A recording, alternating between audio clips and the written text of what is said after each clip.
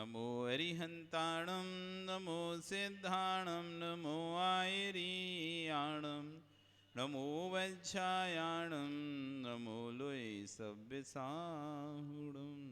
बोले अनंतानंद श्री परमेष्ठी भगवान की, आदिरम आदिनाथ भगवान की, वर्तमान शासन महावीर भगवान की, आचार्य श्री इक्षाट विश्व सागर जी महाराज की, अहिंसा में विश्व धर्म की।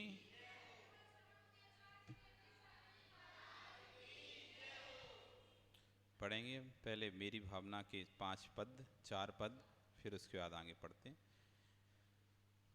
जिसने राग देश कामादिक जीते सब जग जान लिया, सब जीवों को मोक्ष मार्ग का निष्प्रय हो उपदेश दिया।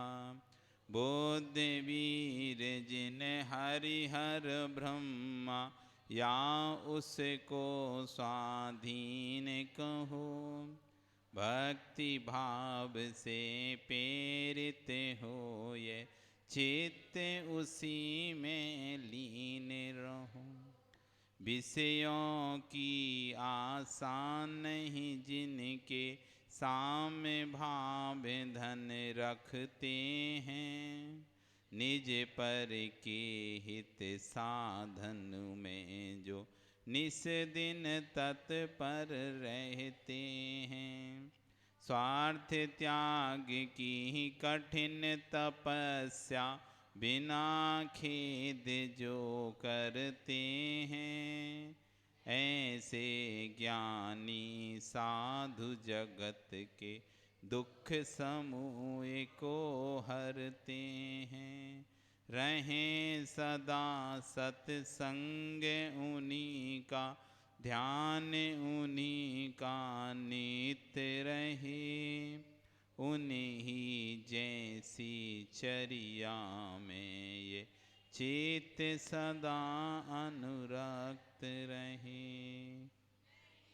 सताऊं किसी जीव को झूठ कभी नहीं कहा करूं, पर धन बनिता पर न लुभाऊं, संतोषामृत पिया करूं। अहंकार का भाव न रखूं, नहीं किसी पर क्रोध करूं, देख दूसरों की बढ़ती को कभी न ईर्ष्या भाव धरूं। रहे भावना ऐसी मेरी, सरल सत्य व्यवहार करूं, बने जहाँ तक इस जीवन में औरों का उपकार।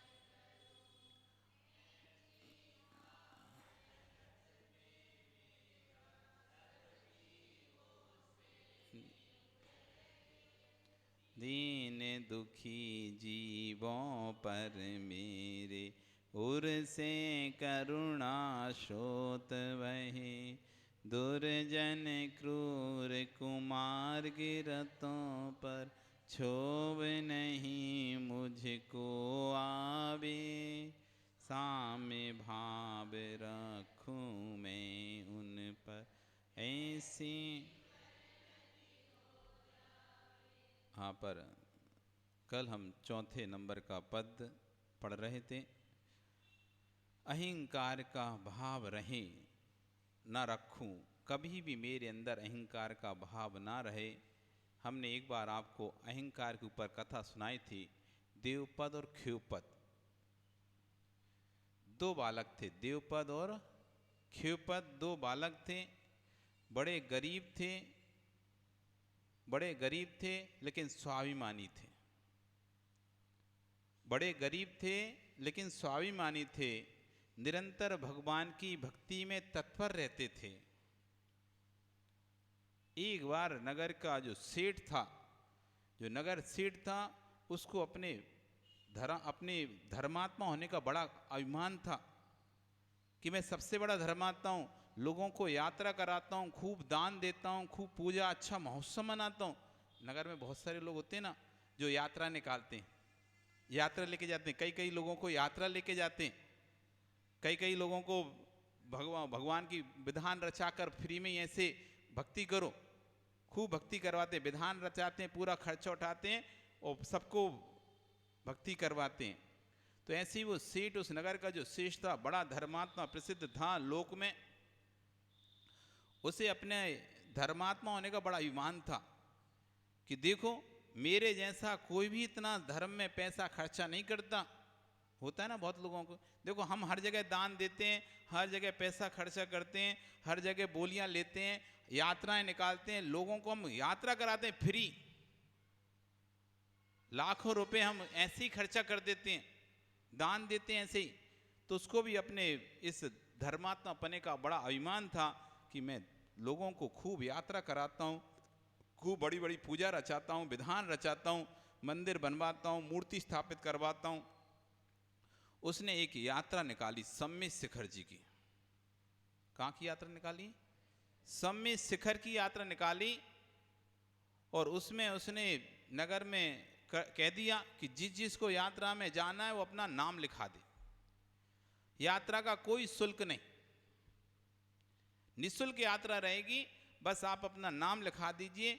तो लगभग सभी लोगों ने, नगर में जो भी फ्री में मिलता है तो कौन रूट छोड़ता है ना। यहाँ भी कोई यात्रा के लिए, वैसे तो तुम जाने का सोचोगे, अब दुकान है, ये है, व्यापार है, कुछ है, बहुत सारी चीज़ें दिमाग में लगाओगे, नहीं निकल पा रहे, शिखर जी नहीं जा पाएंगे।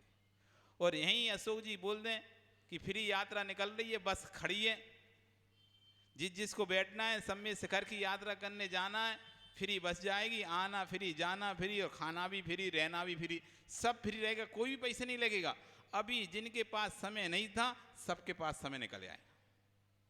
हाँ, सबके पास समय निकल आया, क्यों? पैसा नहीं लग रहा। पहले समय नहीं था, उनसे कहा भाई तुम्हें शिखर जी जाना है, वो वहाँ जाना है, यहाँ जाना, नहीं अभी हम नहीं जा पाएंगे, ये काम है, वो काम है, उधर काम पड़ा है, उधर काम पड़ा है, बहुत सारी एक्सक्यूज बहाने दिखा देंगे। और भाई फिर यात्रा निकल जाए फिर सारे बहाने, बाद में काम बाद कर लेंगे, यात्रा फिर नहीं निकलेगी, फिर पता नहीं, अभी सबके साथ जाने मिल जाएगा, कोई पैसा भी नहीं लगना, हल लगेगी ना फिटकरी, और रंग भी चोखा हो जाएगा। हाँ, रंग भी चोखा आएगा। तो उसने भी, सभी लोगों ने सोचा और अपने नाम दिखाते गए, बहुत बड़ा संघ बन गया, यात्रा संघ।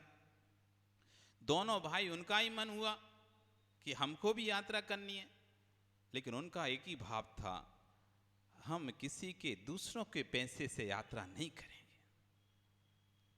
हम स्वयं की अपनी धनराशि से यात्रा करेंगे, क्योंकि 3 काम कभी दूसरों के पैसे से नहीं किए जाते, दूसरों के द्वारा नहीं किया जाता। आचार्य भगवान ने ग्रंथों में लिखा है 3 काम ऐसे हैं जो दूसरों से नहीं कराए जाते, दूसरों पर आधारित नहीं होते, स्वयं की संपत्ति से या स्वयं के पुरुषार्थ से किए जाते हैं। पहला, भगवान की भक्ति। भगवान की भक्ति कभी नौकरों से नहीं कराई जाती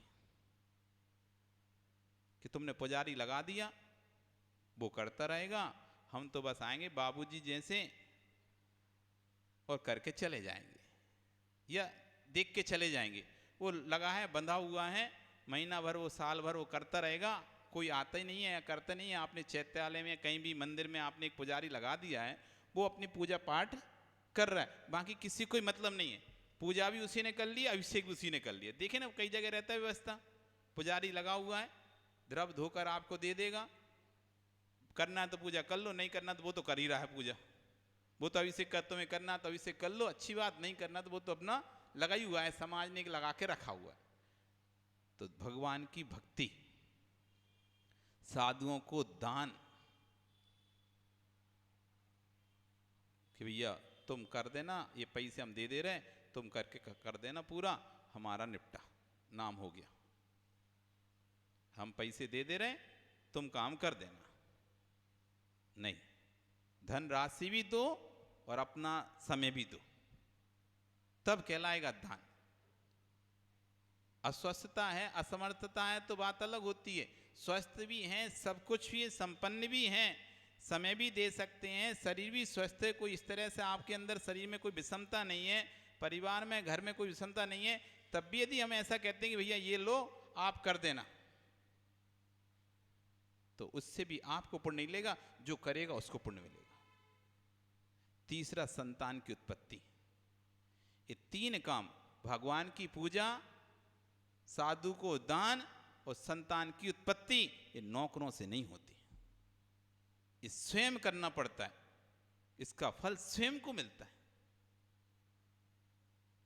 तो दोनों भाइयों ने, खेपत देपत दोनों भाइयों ने सोचा कि नहीं, भगवान की पूजा भक्ति तो किसी दूसरे के पैसे से नहीं की जाती, स्वयं के धन से ही की जाती है, क्योंकि दूसरे से पैसे से की गई जो यात्रा करा रहा उसको पुण्य मिलेगा, तुमको काय को मिलेगा? तुमने तो कुछ खर्चे नहीं किया ना, तुम तो फ्री में जाके बस में बैठ गए, तुम्हारा क्या लगा? तो जिसने खर्चा किया उसको मिलेगा, जो यात्रा करा रहा उसको पुण्य मिलेगा, हमको क्या मिलेगा? हम नहीं जाएंगे। लेकिन जाना भी है, पैसे भी नहीं है, इतनी राशि भी नहीं है कि हम उसका खर्चा किराया दे सकते हैं।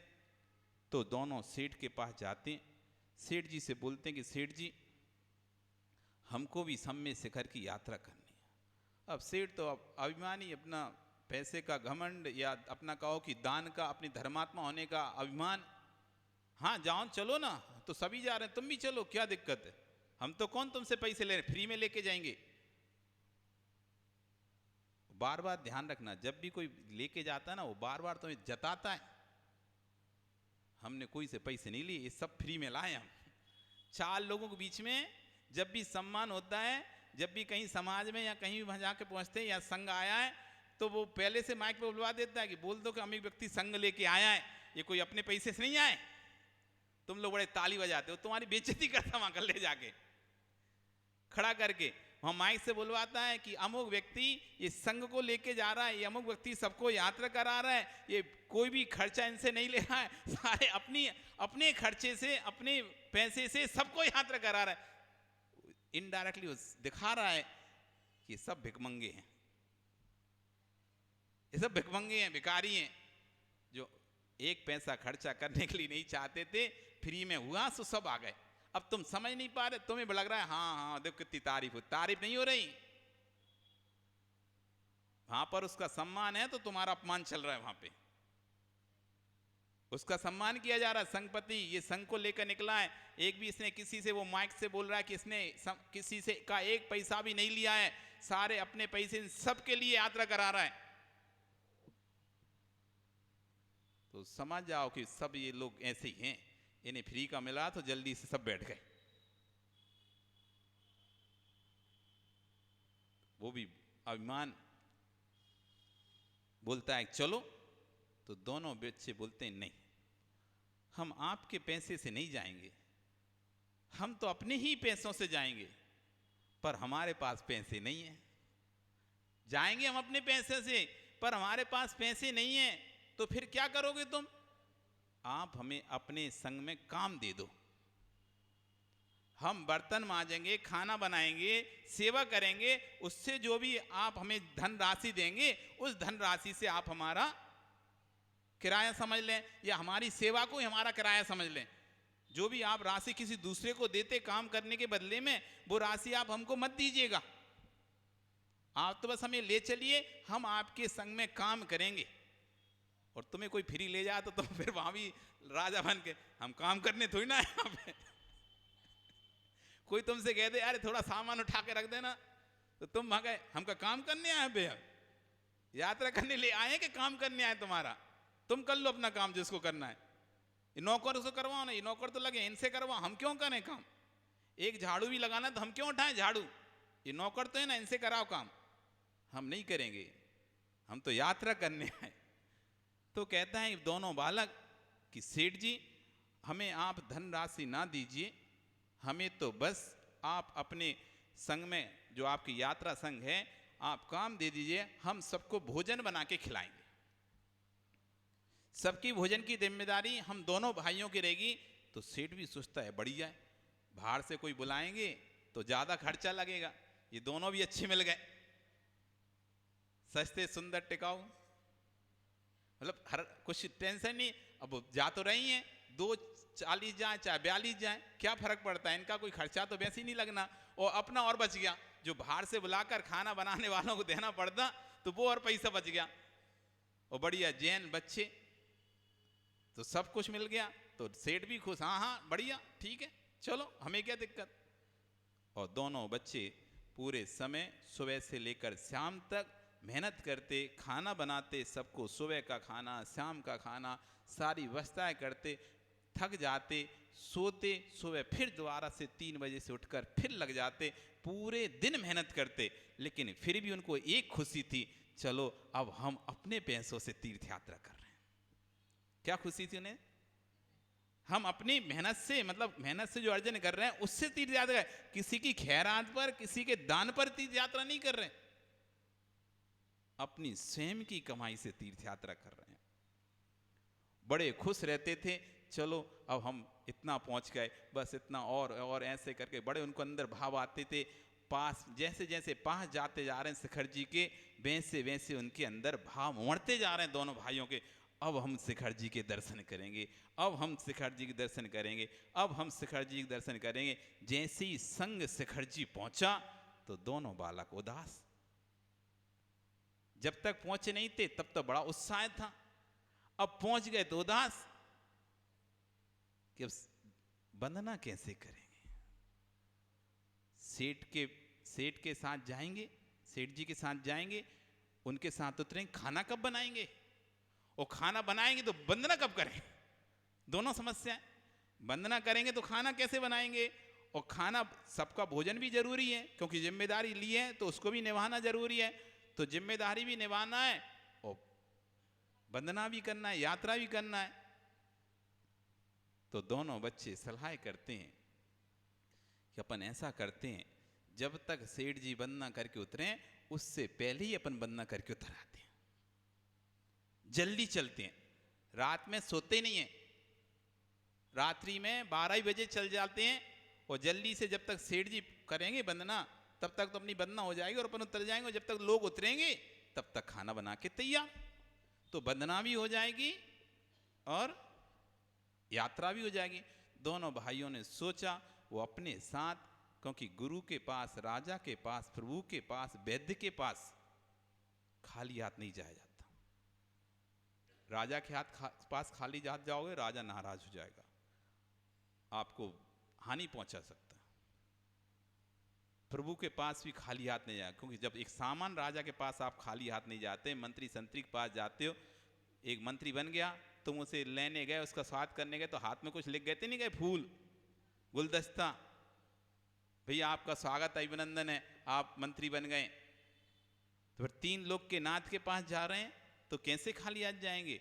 फिर गुरु जो कि वर्तमान में सबसे बड़े पद पर मौजूद हैं, उनके पास कैसे जाएंगे, तो उनके सामने, और वैद्य, क्योंकि वैद्य जीवन को देने वाला होता है, यदि आप उसके पास कोई धनराशि तो खुश होकर अच्छी औषधि, मन से औषधि देता है, और ऐसी आ गया रोज मांगने आ जाता है, फ्री में मांगने आ जाता है, कोई इतना उपचार किया क्या मिला, कुछ मिला क्या, नहीं मिला, तो वो भी फिर बिना मन के उपचार करता है। तो वैद्य, राजा, भगवान, गुरु, वैद्य, राजा, इन सब के पास हाथ में कुछ होना चाहिए जाने से पहले। तो दोनों बच्चे सोचते हैं क्या लेके जाएं, अपने पास तो कुछ नहीं है, तो ज्वार रख के लाए थे, ज्वार जो सबसे सस्ता धान है, ज्वार वो अपने साथ लेके आए थे। उनका चलो कुछ नहीं तो ज्वार ही चढ़ाएंगे, और वो अपने ज्वार लेकर ऊपर चढ़ जाते हैं, और गौतम गणधर की टोंक पर पहुंचकर बड़े भक्ति भाव से अर्घ बोलते हुए और वो ज्वार अर्पण कर देते, और आगे की ओर बढ़ जाते, क्योंकि उन्हें जल्दी यात्रा करनी थी ना, तो बढ़िया परिक्रमा दिया, जो भी उन्होंने भक्ति करनी थी, भक्ति करते करते आगे बढ़ गए। इधर सेठ बड़े ताम झाम के साथ, गाजे बाजे के साथ, वो इतने बड़े संघ को लेके आए थे ना, दिखाना भी था ना इतना बड़ा संघ, इतना बड़ा संघ, तो अच्छे बड़े खूब गाजे बाजे के साथ, मतलब नीचे से ऊपर तक बाजों सहित, बड़े बड़े ढोल ढमाल के साथ, बाजे के साथ, अच्छे रत्न, हीरे, मोती, जवाहरात, उत्तम बड़े बड़े फलों के थाल, चावल, साली, धान आदि अनेक प्रकार के उत्तम उत्तम जितनी भी सामग्रियां थीं, वे सारी सामग्रियां, जितने भी प्रकार के रत्न हो सकते थे, सारे रत्नों के थाल, सब पूरे परिकर के साथ जितने भी यात्रा करने वाले आए थे उसके साथ सेठ के गुणगान करते हुए आगे बढ़ रहे हैं कि देखो क्या वैभव है सेठ का, देखो कितने भगवान के लिए क्या चढ़ा रहा है। अपने को तो जो देखने ही फल नहीं मिलते वो फल ये चढ़ा रहा है, अपने को जो रत्न देखने ही मिलते वो रत्न ही भगवान को ऐसे ही चढ़ा रहा है। क्या इसका पुण्य, क्या पुण्य है। लोग उसके पुण्य की सराहना करते हुए आगे बढ़ते चले जा रहे हैं, भगवान की जयकारा लगाते हुए सब चले जा रहे हैं।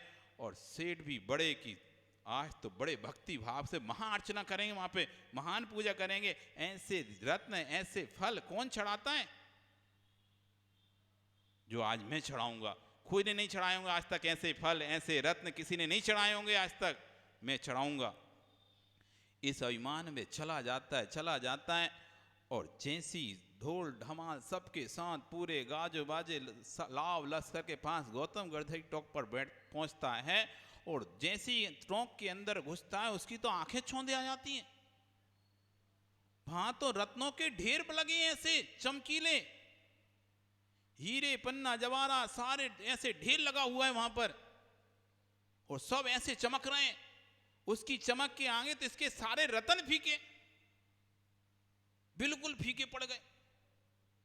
अब ये कौन, कोई व्यक्ति अपने आप को सर्वे सर्वा समझे और कोई दूसरा आ जाए तो माथा घूम जाता है। ये कौन, मेरे से पहले कौन आ गया, कौन इतना बड़ा सेठ आया। पता किया कि कोई सेठ तो आई नहीं है अभी इस शिखर जी में, पारसनाथ में आपके अलावा कोई सेठ ही नहीं यहाँ पे जो चढ़ा सके। पता तो चल जाता है ना कौन वहां पे रह रहा है, कौन आया है, कौन का संग आया, कौन का नहीं आया। तो आपके अलावा कोई ऐसा संग ही नहीं है जितना बड़ा सेठ का संग आया हो, यात्रा लेके आया, जो चढ़ा रहा हो। तो निश्चित ही कोई व्यक्ति चोर है जिसने ये रत्न चुराए हैं और यहां पे चढ़ा रहा है, क्योंकि सेठ जैसा कोई और है नहीं है व्यक्ति, तो फिर रत्न कौन चढ़ाएगा। कोई आए नहीं तो चोरी है फिर तो। किसका मतलब ये किसी ने चोरी की है इन रत्नों की। तो सेठ अपने सेवकों को, सैनिकों को आगे भेजता, जाओ देखो, क्योंकि हर रत्न पे, हर टोंक पे बड़े बड़े रत्नों के पुंज चढ़े हुए दिखाई दे रहे हैं। हर टोंक वो अलग से दूर से चमक रहे हैं। जाते हैं, दौड़ते दौड़ते देखते हैं ये दोनों बालक आगे रत्न चढ़ाते हुए जा रहे हैं। अब वो तो अपने ज्वार चढ़ाए और पीछे मुड़ के फिर देखते नहीं थे, बस वो तो गए, और जैसे वो पीछे मुड़ते थे वो ज्वार रत्न बन जाती थी, ज्वार हीरे बन जाते थे। और वो देखे कि यही बालक हैं, यही चढ़ा रहे हैं, यही हर जगह टोंक पे जा रहे हैं। उसके बाद उसमें रोशनी दिखने लगती, मतलब इन्हीं की थैली में ही रत्न है। उसको पकड़ कर ले आ जाते हैं। और जैसे ही सेठ उन दोनों बालकों को दिखता है, अरे तुम दोनों, तुमको तो मैं कितना ईमानदार समझदार समझता था, तुम चोर निकले। तुमने हमारे खजाने में से रत्न चोरी करे, तुम्हारे पास खाने का पैसा नहीं है, तुम रत्न कैसे चढ़ा रहे हो। जिसके पास यहाँ यात्रा करने का पैसा भी नहीं है, क्या वो रत्न चढ़ा सकता है। तो वे दोनों उसके सेठ के पैरों में रोते हैं, गिड़गिड़ाते हैं, सेठ जी हमने कोई चोरी नहीं की, आप हमारा विश्वास कीजिए, हमने कोई भी चोरी नहीं की। पर कहते ना, गरीबी में सत्य भी असत्य होता है। गरीब व्यक्ति सत्य भी बोलता है, या कैसे हैं कि जिसका पुण्य छीन है या जिसके पास पैसा नहीं है वो सत्य ही बोलेगा ना तो लोग असत्य समझेंगे। गरीब का बेटा चना चराएगा तो कहेंगे खाने को है नहीं है, खाने को है नहीं है।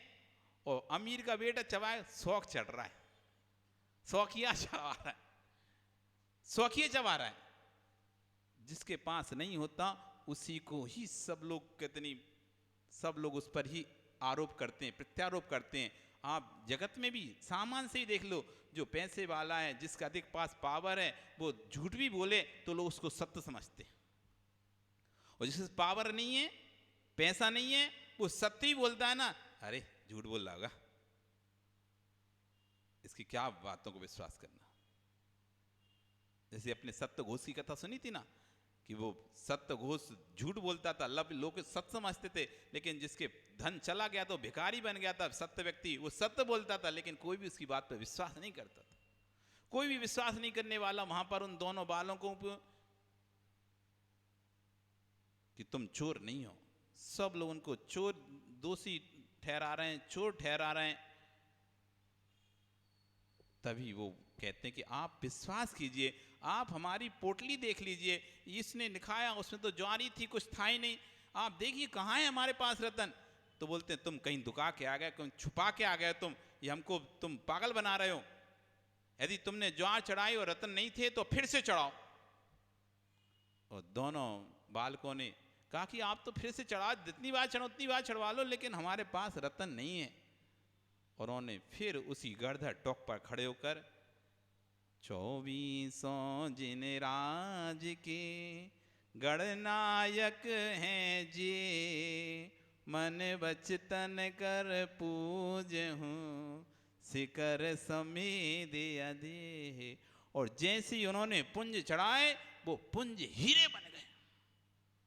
सब लोग आश्चर्यचकित हो गए, ये क्या ज्वार कैसे हीरा बन सकती है। अब तो सामने तो हो रहा है, अब तो पीठ पीछे था।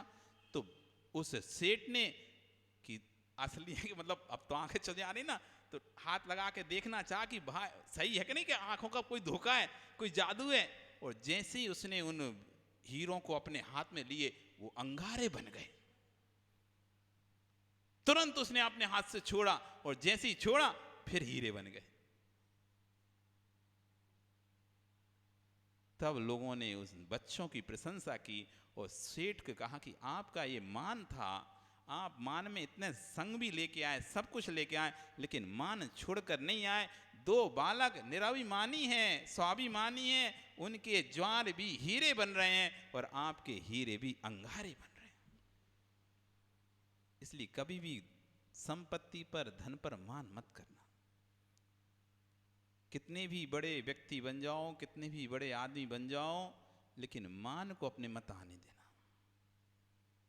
क्योंकि ये धन संपत्ति जो है वो तो दासी है, दासी, पुण्य की दासी है। जिसके पास पुण्य उसके पास रहती, जिसके पास पुण्य उसके पास रहती, सदैव किसी के साथ नहीं रहती है। ये सदैव किसी के साथ नहीं रहती। आपका पुण्य है तो आपके साथ है, दूसरे का पुण्य है तो उसके साथ। छोड़कर चले जाए, कितना भी आप इसे संभाल के रख लो, कितना भी आप इसे संभाल के रख लो, यदि पुण्य नहीं है तो ये कहीं से भी निकल जाएगा। एक राजा ने किमिक्षिक दान की घोषणा कर दी, जिसको जितना दान चाहिए ले जाए, किमिक्षिक दान। तो खजाना खाली होने लगा, राजकोष खाली होने लगा। तो मंत्रियों को और कोषागार को चिंता होने लगी, खजांची को, भंडारी को, कि यदि ऐसा चलता रहा तो एक दिन पूरा कोष खाली हो जाएगा और फिर नगर की व्यवस्था करने की, राज की व्यवस्था करने का भी पैसा नहीं बचेगा। कहाँ से सेना को हम पैसा देंगे, कहाँ से आगे की व्यवस्था करेंगे। अब राजा से कहे कौन कि भैया ऐसा क्यों कर रहे हो, राजा का पैसा वो जो करे सो। लेकिन मंत्री तो उनके हितैषी होते हैं राजा के, तो मंत्री का फर्ज बनता है, दायित्व बनता है कि बोलना। तो बोले कैसे, लेकिन समझदार था तो उसने कहा कि राजा जहां सोता है सामने उठ के दीवार तो पड़ती है, तो उसने दीवार पर एक श्लोक लिख दिया, आपत्तिम धनम रक्षेत, आपत्तिम धनम रक्षेत, आपत्ति में धन ही रक्षा करता है। समझ जाओ आप, यदि ऐसे लुटाओगे तो फिर आपत्ति में कैसे क्या करोगे।